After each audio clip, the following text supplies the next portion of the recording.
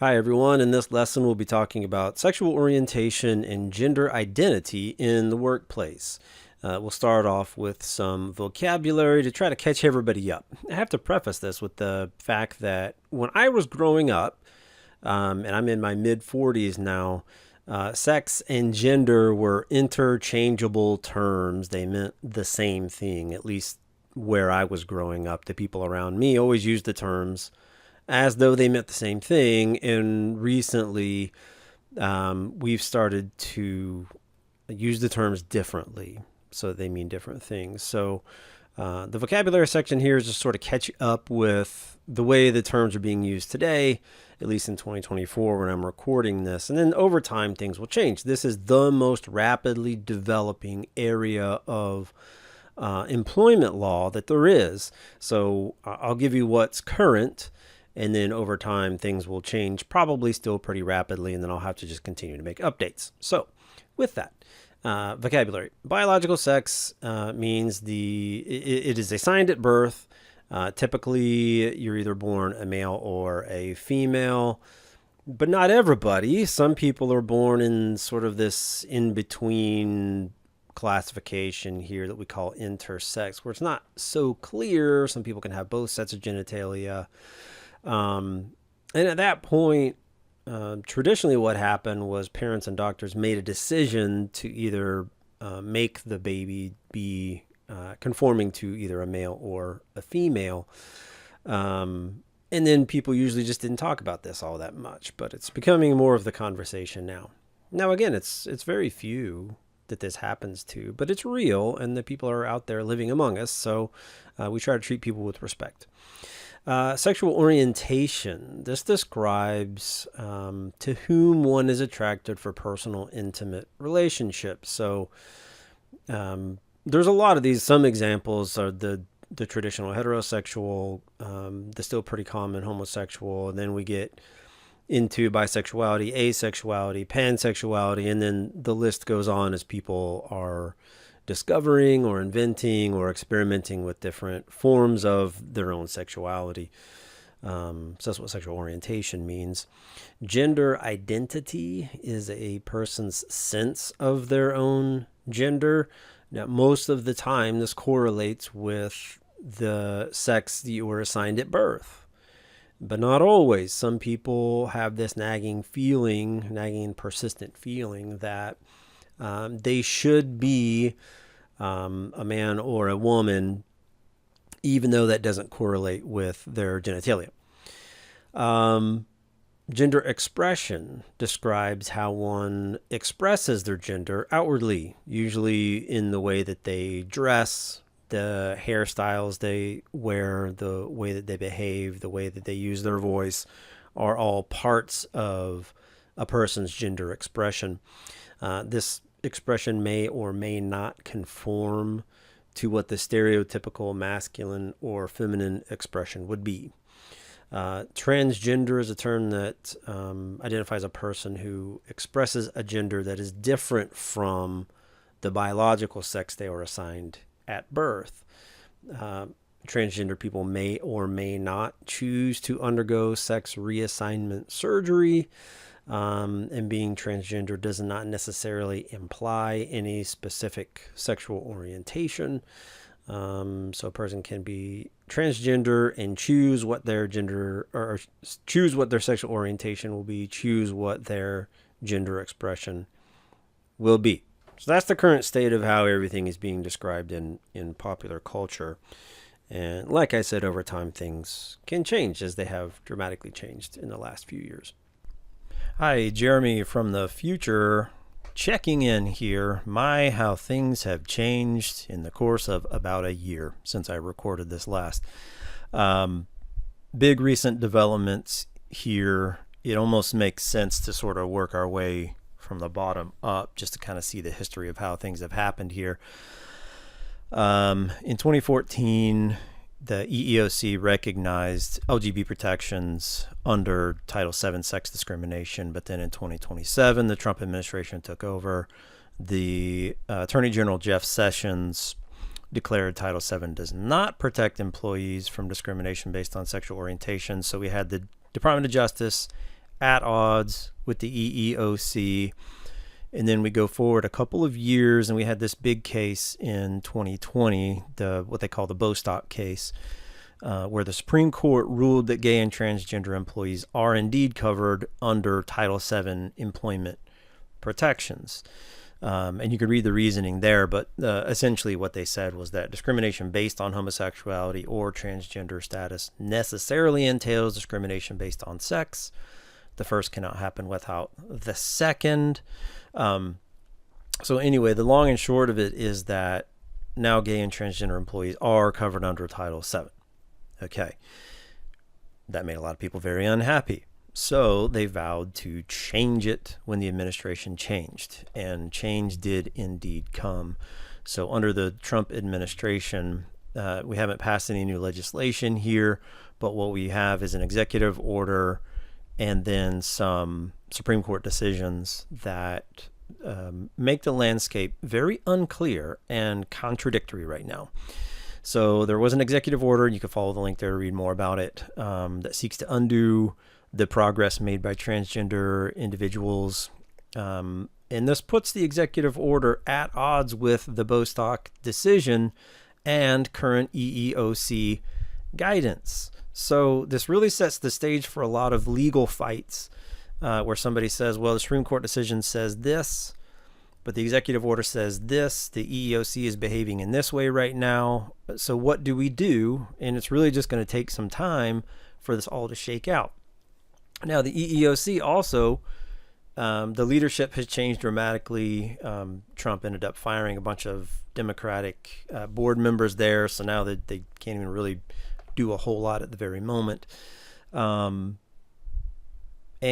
a couple of Supreme Court decisions came down. One of the big ones here, Loper Bright versus Raimondo. This overturns longstanding precedent where when a federal law is sort of ambiguous in its wording, then the court would defer to the federal agency interpretation and guidance on how to actually interpret and enforce that law. So we'd been living under this Chevron guidance or the Chevron decision for a long time, and then recently the Raimondo case undoes that. So now federal agency guidance and interpretation, the federal agencies can essentially just ignore that if they want to.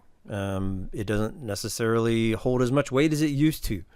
So again, setting the stage for a lot of legal fights later on if the current administration wants to do something that a federal agency says, according to their interpretation, they shouldn't be able to do. So now the federal administration can just kind of ignore that, or at least we're just gonna have a whole lot of cases to try to figure out what's going on here. So what does it mean for now? It means there's a lot of stuff up in the air, and we're not sure exactly how everything is going to shake out. What does it mean for a person who's LGBT or transgender at the moment? It means the EEOC, under its current leadership, is very unlikely, I would say, to take up your case and defend you if you feel like you've been discriminated against in the workplace. I mean, they might, but I can't imagine that they would under the current leadership.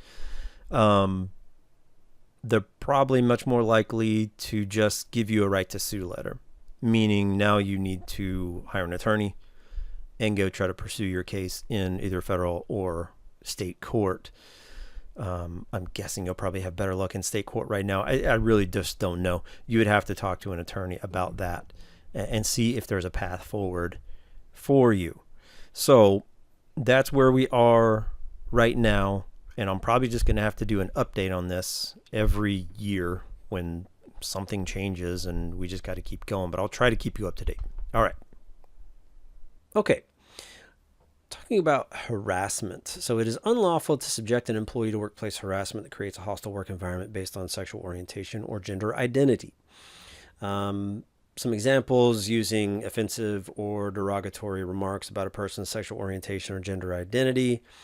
Dead naming is another one of these vocabulary terms. It means the use of a transgender person's pre-transition name. So an example is a person who was born as a biological female named Mary, transitions to a man, renames themselves Roger.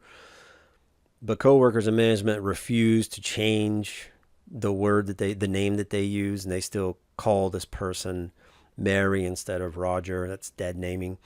Now, doing this accidentally, it can be confusing, especially once you get in the pattern of calling a person a specific name. So accidentally doing this probably isn't going to constitute harassment and probably isn't cause for people to get all up in arms. But when people do it repeatedly and intentionally, this is the kind of thing that will probably be considered harassment if it ever lands in court. So we have to be careful about that to avoid doing it ourselves. And if we're owners and managers of businesses, to step in and correct this harassment before it causes liability to the company. And also, we just want to be respectful of people and create a safe, healthy working environment. A worker is protected even if the harassers are wrong about their orientation or identity. This holds true for all the protected classes. You could have somebody harassing a man because they think he's gay, and it turns out they were wrong, and they say, well, this couldn't be harassment because they were wrong. He was straight the whole time. But it really doesn't matter. If you're harassing somebody because of sexual orientation, even if you're wrong, liability can still attach. So it's the kind of thing we have to step in and correct. A little bit of history here. In 1998, there was a Supreme Court case, On Call versus Sundowner, where the Supreme Court ruled that there can be a cause of action for sexual harassment, even if both parties are of the same gender. Okay, so that was the first time that was actually recognized. So a man can sexually harass another man, a woman can sexually harass another woman, and then we translate that into sexual orientation, gender identity. Now, at the time, so this is 1998, so now at the time, part of that decision was that it's harassment as long as it's clear that the basis for the harassment is not because the harassee is gay or lesbian, because at that time, homosexuality was not protected. It was not a protected class in the workplace. So things have changed since then. You know, the 2020 decision is going to be the current state of things. In 2001, there was a separate case where male coworkers were repeatedly harassing another male because of that male being effeminate. He sued for gender discrimination. The court ruled that he actually has a cause of action because the harassment was based on a gender stereotype. Okay. I'll mention a lot of these historical cases just so you can see how the law has evolved over time and the way things have changed. Under transgender discrimination specifically, the ruling case right now, the prevailing case right now, is this 2020 case, RG&GR Harris Funeral Homes versus EEOC, which was then consolidated with the Bostock case. But we had a person, Amy Stevens, who was working as a funeral director, who was living and presenting as a male. So it was a biological female living and presenting as a male working at the funeral home. They notified the employer of their intent to transition from a male to a female, and then the employer terminated her. So then she sued for discrimination. The SCOTUS in that case says that Title VII language, because of sex, includes gay and transgender discrimination. So that's that case that I mentioned earlier, the Bostock case, the big one that is controlling right now. And again, we can see things change over time, but we'll see what happens. A little bit of history. Previous cases in 1993, there was Jane Doe versus Boeing, where Jane Doe was hired as a man and decided to undergo the change to a woman. They notified Boeing and asked to be allowed to dress as a woman as part of the pre-surgery requirements. Boeing allowed gender-neutral attire. This is Boeing's attempt to try to accommodate here. They allowed gender-neutral attire, but not feminine attire, and they weren't allowed to use the female bathroom. Okay, apologies for that. My dogs were going crazy because somebody was at the door. See if I can remember where I was. So Jane Doe versus Boeing. They said she could wear gender-neutral attire, but not feminine attire, and no use of the female bathroom. I think that's where we were. So Jane uses the female bathroom and dresses feminine in defiance of what Boeing had set out as their policy. She is disciplined. Her attire is being monitored by the company. She pushes the policy again, and then is finally terminated. The court said Boeing had no duty to accommodate beyond what it had already done, and her claim of discrimination due to temporary disability was no good because it did not affect her actual job performance. So that was kind of a case of Boeing being a little bit ahead of its time in 1993 and trying to accommodate, but the employee was just kind of pushing things a little bit too far for what they were willing to accommodate, and so Jane Doe did not end up winning. Although if that was to happen today, then things could easily be very different. In Ulaine versus Eastern Airlines, 1984, so even longer ago, a male is terminated upon becoming a female and alleges gender discrimination. The court finds that the discrimination was based on the change rather than the gender, and affords no Title VII protection. And that was the attitude for a long time, is that discrimination against gay or transgender people wasn't necessarily sex discrimination because it was based on the change or the orientation rather than the sex specifically. And that just shows you how much things have changed in the last, 30 or 40 years. Under employment benefits, this was a controversy for a long time because if a person was gay and married, there was a lot of states where their spouse was not eligible for employment benefits like healthcare coverage and stuff like that. In the Obergefell versus Hodges case in 2015, Supreme Court declared that gay marriage was legal in the United States. So every state pretty much has to recognize it now. That's the kind of thing that could be revisited and could change again, depending on who's sitting on the Supreme Court, who is in Congress, who is in the presidency. But for right now, everybody has to recognize the employment benefits for homosexual couples, just like they do for heterosexual couples. So management considerations. So if I'm a business owner or manager and I'm trying to navigate this environment here, what do I need to consider? So one is don't discriminate based on sexual orientation or gender identity. Customer and client preference still isn't a good excuse, although it's the kind of thing that people try to use as an excuse a lot, saying, well, my customers don't want to see a gay man working in the front office or something like that.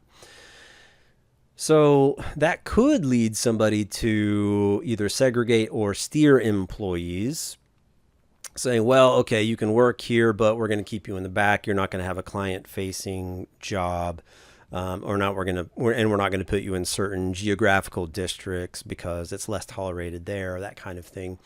And that is the kind of thing that can potentially get you in trouble, especially when it would result in less opportunity for growth or income or whatever it might be. It becomes pretty clear that I'm less likely to get promoted or paid more if I'm in this specific area or geographic district or whatever. Then you're treating people differently, and that's going to result in discrimination and liability for the company. So I have to be very careful about that. Best to just avoid the practice altogether. Trying to prohibit a transgender employee from dressing consistent with their identity can constitute discrimination. So best not to go in and try to, monitor and tell people what they can and can't wear if we're treating them differently than anybody else of the same gender. I should, as an employer or manager, take claims of harassment seriously, investigate them. If there's corrective action that needs to be taken, go ahead and do that. This will, first, it will provide a safe working environment for my employees. Second, it's going to limit my potential liability for the company later.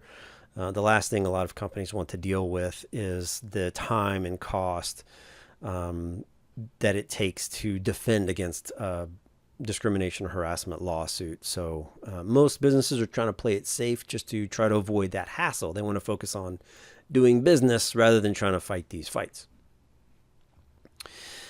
There are a couple questions here. What about bathrooms? This is a point of contention. It will probably remain a point of contention for a long time. I just don't know which direction we're going to go as a country on these issues in the next like 10, 20 years. Currently, people should be allowed to use the bathroom corresponding to their gender identity. A lot of businesses, and I've seen this out as I'm going around to restaurants and things like that, a lot of businesses are just adopting unisex bathrooms in an attempt to just avoid the controversy altogether, like single use unisex bathrooms where we don't care what you are, just it's a one-seater, go in, do your business, wash your hands, and then we're not going to deal with the whole controversy over gender identity and all that stuff. So maybe we'll see more of that popping up. I don't know. We'll just have to wait and see what happens. What about, and this is a big question as well, what about when my religious beliefs conflict? So now we have two protected classes at odds with one another. Like if I have an employer who is a religious person and feels like they're being forced to tolerate homosexuality or just or transgenderism or just something that they feel conflicts with their religious beliefs. Well, it kind of depends. If you're a religious institution like a church or religious school, you have available to you the ministerial exception, saying that if something conflicts with your religious beliefs, then you have the ability to discriminate here where that would otherwise be prohibited in private employment. So not a huge issue there for churches, religious schools, and stuff like that. For everybody else, for like government workers, private industry workers, there haven't been a whole lot of conclusive cases to definitely decide this. There was a Hobby Lobby case that dealt with birth control and this being a private for-profit institution, and the Supreme Court carved out a narrow exception for them, but it doesn't necessarily apply to every other business out there. So not entirely clear on that. Exactly. Probably best to play it safe and just hire the most qualified person, treat everybody fairly. This is the kind of thing that will keep you out of trouble most likely. If you really feel like you want to get in there and fight the power and fight the system and try to create change, then go for it. But just be prepared to get mired down in lawsuits if you want to do that. In North Carolina specifically, we'll talk about some history in North Carolina. Now, North Carolina doesn't have any specific protections for homosexuality or for transgender people or anything like that. So we're mostly following those federal protections that I've already outlined. So most of this North Carolina section, I'm talking about some history here of how we've dealt with it in our state. So like I said, there's no state protections, but the SCOTUS decision in Bostock does provide that federal protection. One of the most infamous things that happened in North Carolina was this HB2 quote-unquote bathroom bill that was passed in 2016. It's where the General Assembly in Raleigh amended state law to preempt any local anti-discrimination or minimum wage ordinances. It removed the ability for people to sue in state court for employment discrimination. It stated that people had to use the bathroom that corresponded to the gender that was stated on their birth certificate. And this was in response to a non-discrimination ordinance passed by the city of Charlotte, and the people in Raleigh didn't necessarily like that municipalities and cities had the ability to go in and just create their own laws. So they just try to take that decision-making authority away from the cities and just say all the decisions are made at the state level, and that's it. Your opinion on this will likely be highly influenced by your political beliefs. I'm not going to try to convince you to believe one way or the other. Those are decisions that you have to make personally.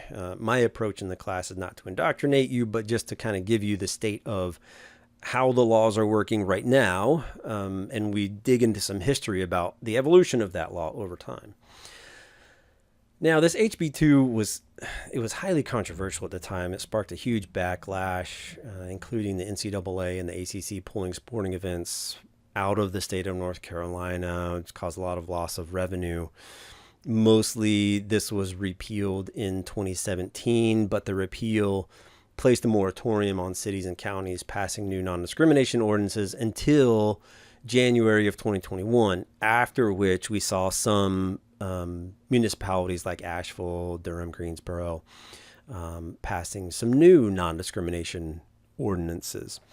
In August of 2021, the Charlotte City Council approved a non-discrimination ordinance that applies to businesses of all size, which closed the gap because the federal law kicks in once a business has 15 employees or more.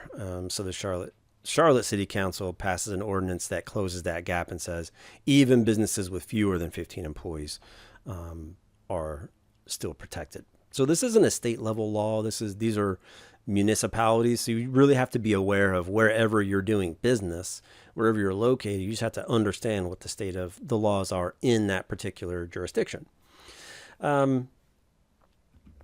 Moving on a little bit, in 2024, it's very recent, U.S. Appeals Court said the North Carolina State Health Plan discriminated by banning gender-affirming care to transgender individuals. Prior to that, transgender care had been excluded from the North Carolina State Health Plan. This is for state workers, and I'm counted in this as well, a member of the State Health Plan. But prior to this, transgender care had been excluded since 2017. That was an appeals court. They could potentially try to appeal to the Supreme Court and see if the Supreme Court will overrule the appeals court. We'll, again, just have to wait and see what happens there.